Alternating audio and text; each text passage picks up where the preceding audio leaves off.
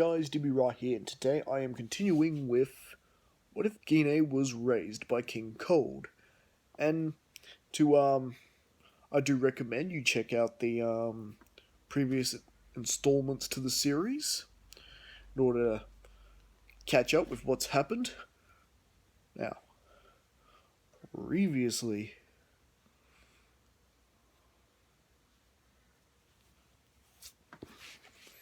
Now, previously,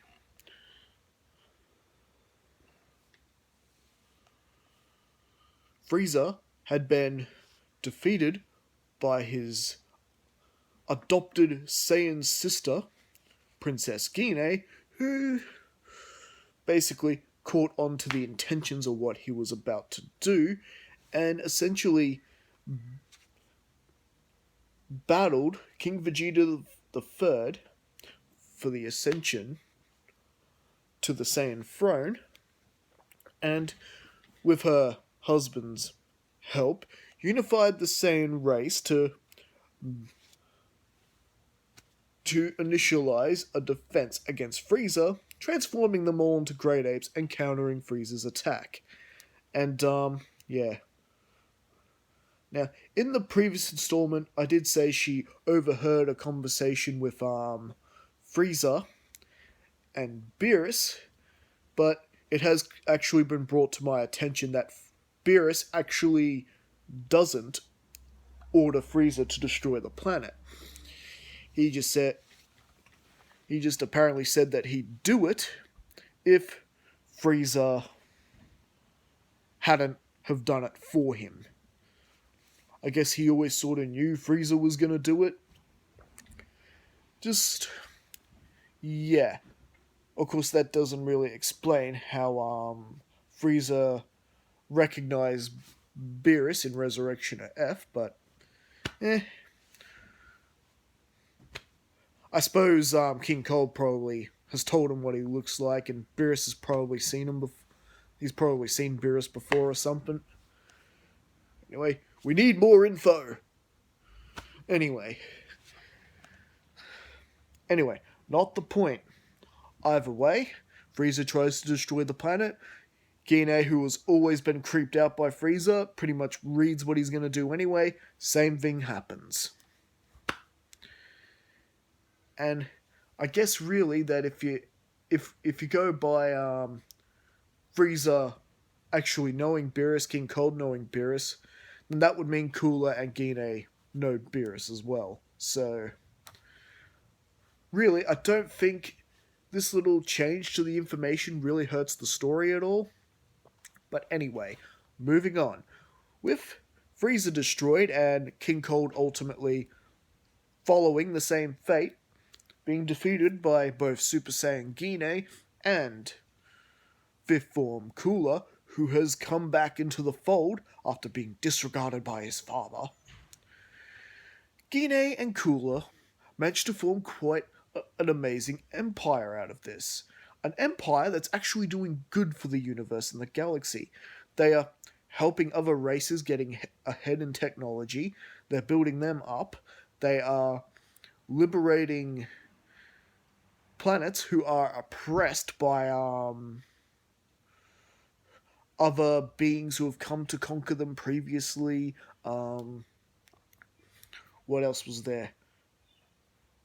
Yes, and yeah, actually helping out planets that don't have the means to defend themselves from universal threats or galactical threats. And of course bringing Earth into the fold as well when Gine went to Earth looking for her son, Prince Kakarot, who was still sent off planet Vegeta, just in case Gine's plan to stop Frieza had failed, which could have happened either way. If Frieza was smart enough to be in his final form when he unleashed that attack, it most likely would have succeeded. And with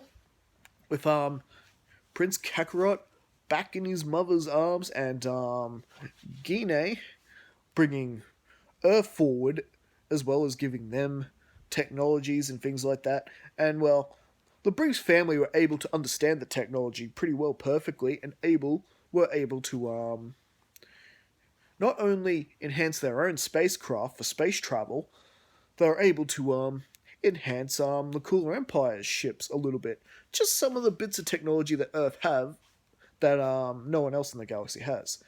And especially adding dino caps into the mix, that definitely meant faster, more efficient deliveries to other planets in the galaxy that have joined the Cooler Empire, all because of all the good they were doing.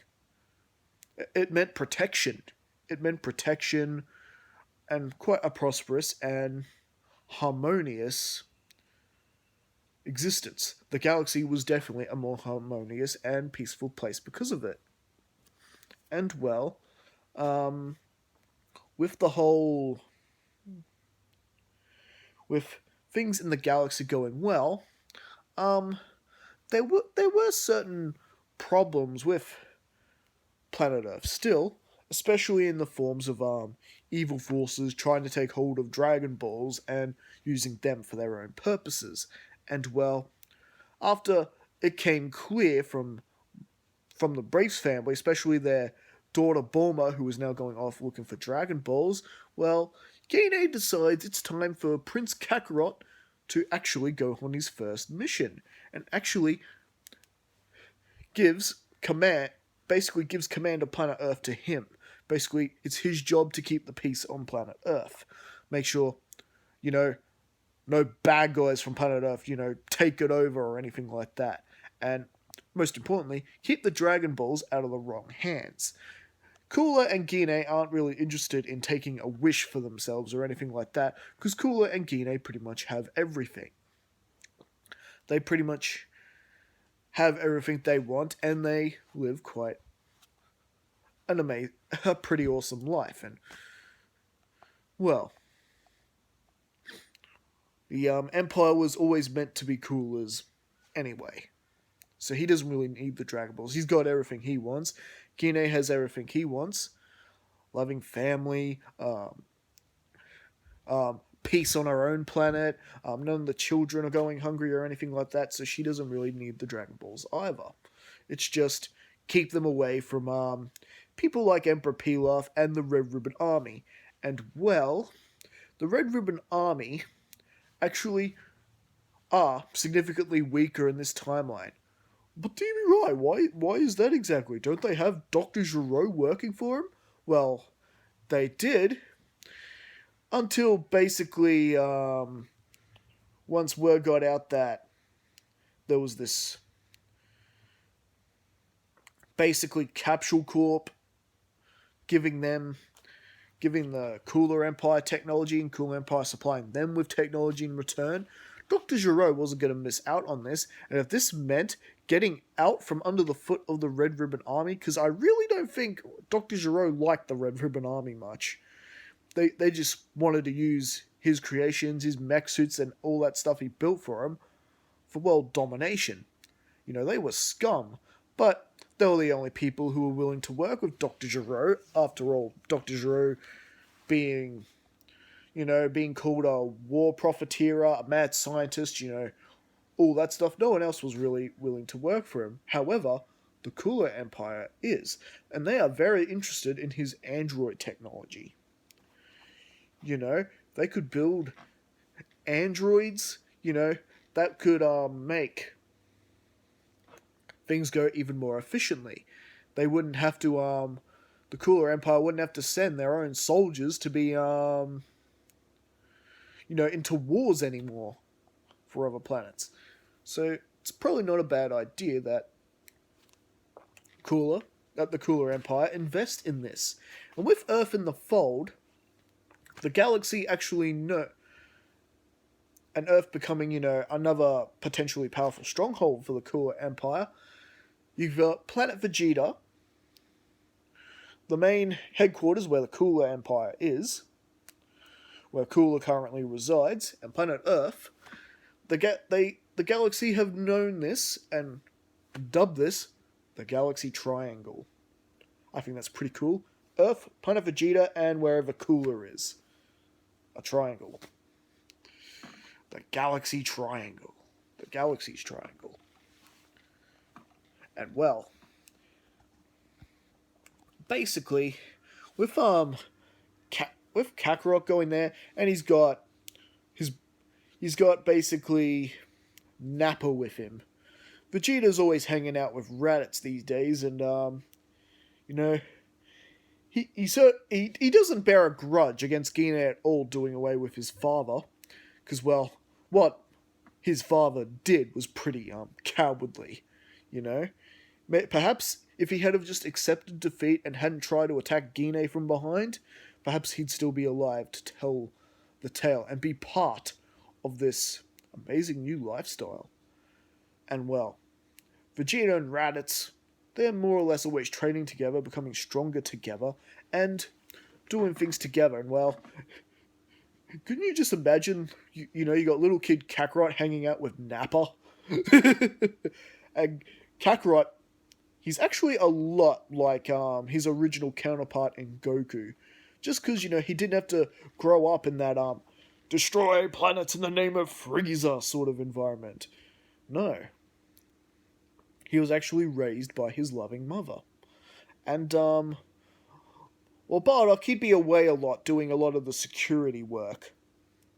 So, because of him mainly being raised by his mother, Kakarot still turned out to be a really good person. And, just like his original counterpart, he does love fighting strong guys. And, well, he and Nappa decide to accompany Bulma while she's looking for Dragon Balls, and, well, needless to say, well, does Yamcha end up joining the group? Well, actually, yes. But at first, he is trying to take the Dragon Balls for himself, so he can be, you know, not shy around women anymore. And, well, this does put them in the crosshairs of Pilaf and the gang, and you also got Oolong joining the gang as well, even though Nappa is, kind of looking at him as, something to eat. Nappa's always threatening Oolong to eat him if he, tries anything funny. You do anything funny, it is roast pork for dinner, capiche? And, well, as, the story goes on, you get the whole ambush by Shu. However, this time it actually fails. Remember, Nappa has quite a lot of military experience, and a lot of that old training never goes down. He could hear the sound of a missile coming towards them, and he knows that sound all too well. Back in the day when he was conquering planets in the name of Frieza, you know, militaries were firing missiles and things like them all the time on a daily basis.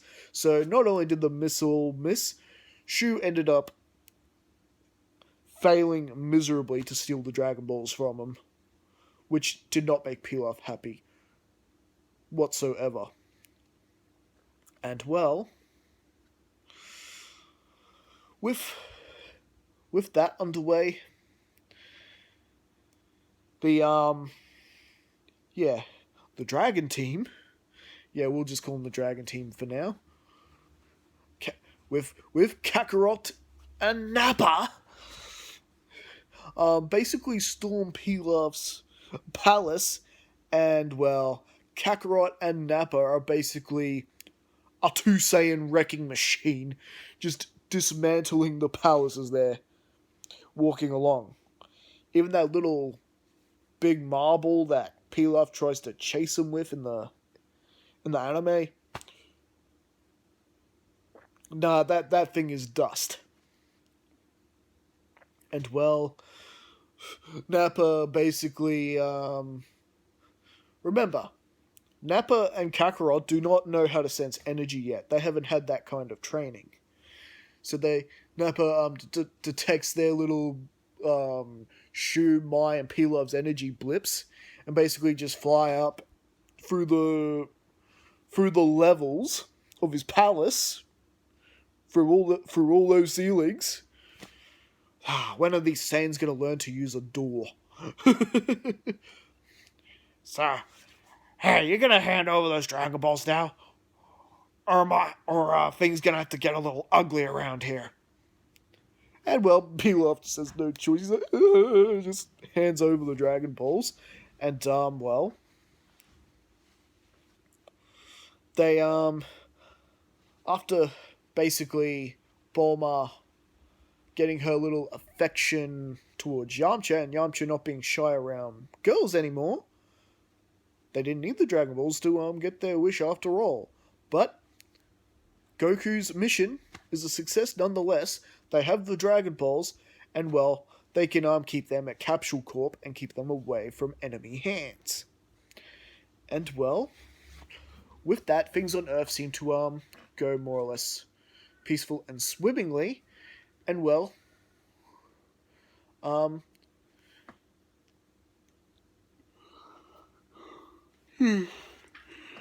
well, Nappa and Kakarot actually decide to actually heed the old Turtle Hermit's advice and get some training under him. And why not? After all, most of the events of the Pilaf Saga played out as per normal. They did still help the turtle and still get the Dragon Ball from Master Roshi. And well, this is Goku and Nappa's opportunity to learn how to sense energy and all that other stuff. And even though they're significantly stronger, they're still going to be put through the fundamentals. Yep, the milk delivery, all of that is pretty much going to be the same. And after hearing word that there is a martial arts tournament coming up, oh yes, you can imagine Nappa and Kakarot will be taking part. Along with their new training partner, Krillin. And I think that's actually where we're going to leave things for now. This story is becoming a bit more a doozy now that we're heading more into the events of Dragon Ball, and it's already under Cooler Empire and Saiyan control. So that will give you differences right then and there. And well, can you just imagine Nappa wearing a 50-ton shell, having to do milk deliveries? But DB Rye, Nappa and Kakarot are strong enough to do that training. Why even bother? Well, yes, but a lot of their power, like a lot of Kakarot's power has come to him naturally because of his born, and the fact that his mother was a lot more powerful during conception. If that is indeed a factor on how Saiyans actually turn out. And well, Nappa, on the other hand, he hasn't done any real training in ages, so you could imagine that a lot of their muscles and whatnot could be considered quite underdeveloped. So I think for a certain bit of the training, at least as a small portion, it would be challenging, at least at first anyway. Just at first. Like how... Okay, well, let's take me in skateboarding, for example. Like, I took nearly 10 years off skating, and now the whole thing, it's like new to me again. Everything has gone back into underdeveloped stage because I haven't done it in so long. Same thing can be said for Nappa. If he hasn't done any real training in a while, even putting a 100-ton turtle shell, even though he's got a power level of nearly 4,000 or whatever it is in Dragon Ball Z, it's still going to challenge him quite a bit, because his body just doesn't have that conditioning. Same with Kakarot. He may be freakishly powerful and more or less, somewhere just behind his mother. It's still just natural it's still just power he was born with. He hasn't had to train up his muscles or his body at all. So really, the Roshi Turtle Hermit style of training is going to be essential for him.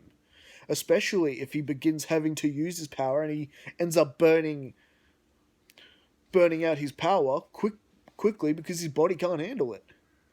You know, the same weakness Frieza had in his maximum form, and again in his golden form. So, so really, the type of training Roshi, it would be essential for them. Anyways, like I said, that's where we're going to leave things for right now. I kind of droned on about that a little bit. And yeah, as again, leave your thoughts in the comments. Don't forget to like and subscribe. And yeah, I do know I tend to only scratch the surface when I describe battles and things like that. I do realize that, and I know that's been pointed out in the comments, quite a bit. But yeah, I am hoping to get better at that the more I do this. Sometimes when you do these what ifs and do that, you don't always think of the little things. Like, you see it in your head fine enough, and you know in your head that's what's happening. But sometimes it doesn't always come out vocally, and I do apologize for that. And yep, as always, I will see you guys again next time, and don't forget to like and subscribe if you haven't already.